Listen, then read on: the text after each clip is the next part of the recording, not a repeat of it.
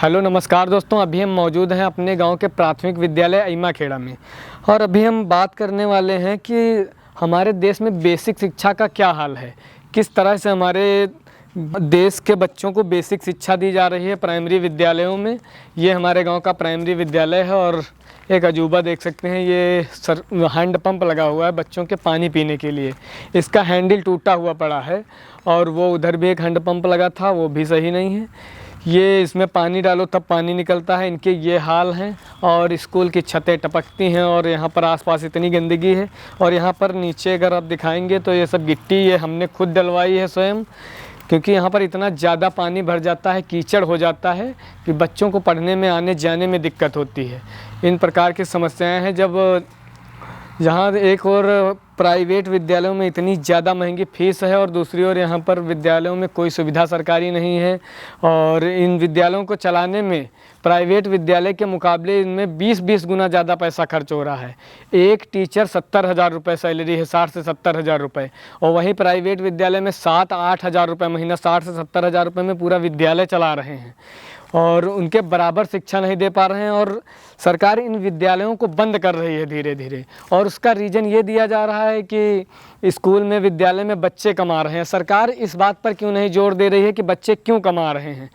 जब आपके पास बेसिक सुविधा नहीं है, आप नहीं दे सकते हैं बच्चों को, तो क्यों यहाँ पर बच्चे पढ़ने आएंगे? आप उस बात पर क्यों नहीं जोर दे रहे हैं कि यहाँ पर क्यों बच्चे कमा रहे हैं, प्राइवेट में क्यों बच्चे ज़्यादा जा रहे हैं? और प्राइवेट में इतनी ज़्यादा फीस होने के बावजूद भी लोगों को मजबूरी में पढ़ाना पड़ता है, क्योंकि आपके 60 से 70,000 रुपये तनख्वाह देने के बावजूद भी उस तरीके से पढ़ाई नहीं करा पा रहे हैं टीचर जैसी होनी चाहिए। और वही आपका घिसा पिटा सिलेबस है जो जन्मों से चला आ रहा है, वही आप पढ़ा रहे हैं। और प्राइवेट विद्यालयों के मुकाबले आपके विद्यालय कुछ नहीं है, आप इन पर ध्यान ही नहीं दे रहे हैं। आप एक एक विद्यालय चलाने पर 7 से 8 लाख रुपए महीना ख़त्म कर रहे हैं। मिड डे मील के नाम पर सब कूड़ा है। और स्कूलों की बाउंड्री टूटी पड़ी हुई है जो हमने 50 बार दिखाने की कोशिश की है। और लैट्रिन बाथरूम तक की बेसिक सुविधाएं यहाँ पर नहीं हैं। ये हाल है, खाली लैट्रिन बाथरूम के नाम पर बने हुए हैं जिनका यूज बच्चे कर ही नहीं सकते हैं। इस तरीके की यहाँ पर बेसिक सुविधाएं हमारे देश में दी जा रही हैं। और सबसे ज़्यादा प्राइमरी विद्यालय बंद किए जा रहे हैं। यूपी में देश में नंबर 1 पे यूपी है, जहाँ पर प्राइमरी विद्यालय बंद किए गए हैं लगभग 25,000। और पूरे देश में लगभग 95,000 सरकारी विद्यालय बंद किए जा चुके हैं, वो भी प्राथमिक विद्यालय। इनकी शिक्षा की गुणवत्ता में सुधार नहीं किया जा रहा है, सिर्फ इनको बंद किया जा रहा है। और एक और प्राइवेट विद्यालय इतनी ज़्यादा लूट मचाए हुए हैं कि पूछो मत, उन पर कोई नहीं ध्यान दिया जा रहा है। अभी हमारे एक दोस्त हैं, उनके बच्चे का एडमिशन कराने गए थे प्राइवेट विद्यालय में। वहाँ पे सिर्फ एडमिशन चार्ज 7200 रुपये लिया उन्होंने। और इतनी महंगी फ़ीस है कि पूछो मत। के क्या कहते हैं, नर्सरी एक क्लास होती है, मैंने पहली बार सुनी है, मैं इन चीज़ों में ज़्यादा नहीं पढ़ा हूँ। नर्सरी एक ही कोर्स सिर्फ 1800 का है। आप समझिए 3 साल का बच्चा है, उसका कोर्स 1800 रुपये का है। और यहाँ पर फ्री में पढ़ाई होती है।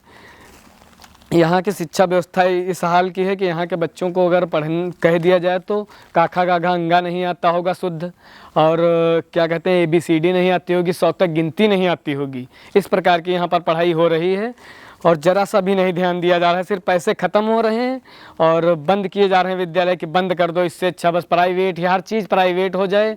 सरकार का मानना ये है। और ये नहीं सरकार सोच रही है कि गरीब आदमी कैसे पढ़ाएगा, जिसकी मजदूरी मात्र 400 से 500 रुपये है, वो कैसे पढ़ा पाएगा इन प्राइवेट विद्यालयों में। और इन विद्यालयों की कोई भी देख रेख करने वाला नहीं है। मनमानी तरीके से पढ़ाई होती है और मनमानी इतनी ख़राब बिल्डिंगें बनी हुई हैं कि पानी टपकता रहता है। किसी भी प्रकार की कोई बेसिक सुविधा उपलब्ध नहीं है। बेसिक सुविधा के लिए भी लड़ना पड़ता है यहाँ पर। हमने यहाँ इस विद्यालय के सुधार के लिए BSA साहब को भी एप्लीकेशन दिया, DM साहब को भी दिया, लेकिन कोई सुनवाई नहीं होती है जब तक पीछे न पड़ जाओ।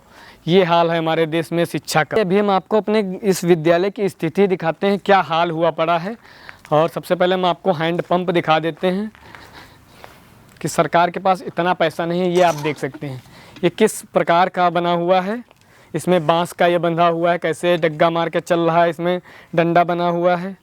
ये हाल है। अभी हम आपको इधर ले चल रहे हैं और कई जगह पे हैंड पंप लगाए गए हैं। ऐसा नहीं है कि एक जगह लगा हुआ है, कोई शुद्ध चलता ही नहीं है। और ये देखिए यहाँ पर बाउंड्री पूरी टूटी पड़ी हुई है। ये यहाँ पर बच्चे पढ़ते हैं, यहाँ पर गरीब आदमी के बच्चे पढ़ते हैं। अगर कोई नेता के बच्चे पढ़े तो यहाँ पर सब व्यवस्थाएं होंगी, सारे सुधार होंगे, लेकिन जब गरीब आदमी का बच्चा जहाँ पर पढ़ता है वहाँ पर इसी तरीके से काम होता है। और अभी आपको दिखाते हैं, वहाँ पर भी पूरी बाउंड्री टूटी पड़ी हुई है और पूरे परिसर में इतनी ज़्यादा गंदगी है कि पूछो मत। यहाँ पर जहाँ मन है वहाँ पर सब पड़ा हुआ है खुदा उदा। ये हाल है हमारे देश के बेसिक शिक्षा का। सरकार इस पे ज़रा सा भी नहीं ध्यान दे रही है, सिर्फ वो सड़क बनाने पे ध्यान दे रही है जिसमें ज़्यादा पैसा है।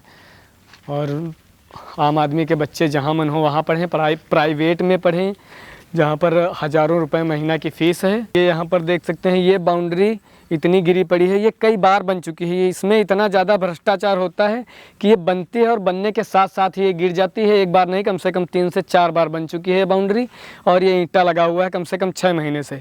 इस ईंटे से लगभग आधा ईंटा तो गायब हो चुका है। ऐसे भी लोग रहते हैं जो यहाँ से ईंटा भी गायब कर देते हैं और अपने बच्चों को पढ़ने भी नहीं भेजते हैं। कुछ गलती तो मान लो अभिभावकों की भी है जो यहाँ पर बच्चे पढ़ने नहीं भेजते हैं, और प्राइवेट स्कूल में जब नाम लिखाते हैं तो तैयार करके सुबह ही भेज देते हैं।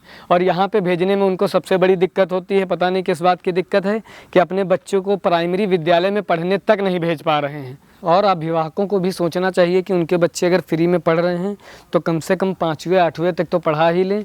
वो दिन भर सिर्फ इधर उधर घूमते रहते हैं गांव में, उनको इतना होश नहीं है कि कम से कम सुबह तैयार करके विद्यालय भेज दें। मात्र 400 से 500 मीटर की दूरी पर गांव है, वहां से यहाँ तक बच्चों को आने में इतना ज़्यादा तकलीफ़ है कि यहाँ विद्यालय तक नहीं आ सकते हैं। और ये विद्यालय के हाल हैं, सब ईंटा झर रहा है इधर उधर से, सब गंदगी फैली पड़ी हुई है। सरकार तो ध्यान नहीं दे रही है, कम से कम गांव के लोगों को ही ध्यान देना चाहिए इन सब चीज़ों पे कि अपने बच्चों को टाइम से पढ़ने भेजें, तो उसके बाद ही कंप्लेन करें। ये हाल है। अगर आप लोगों को हमारा वीडियो अच्छा लगा हो तो कृपया लाइक शेयर ज़रूर करें। अगर आपकी भी कोई समस्या है तो हमसे कांटेक्ट करें, हम आपकी हर समस्या को दिखाने का काम करेंगे अपने चैनल पर। धन्यवाद।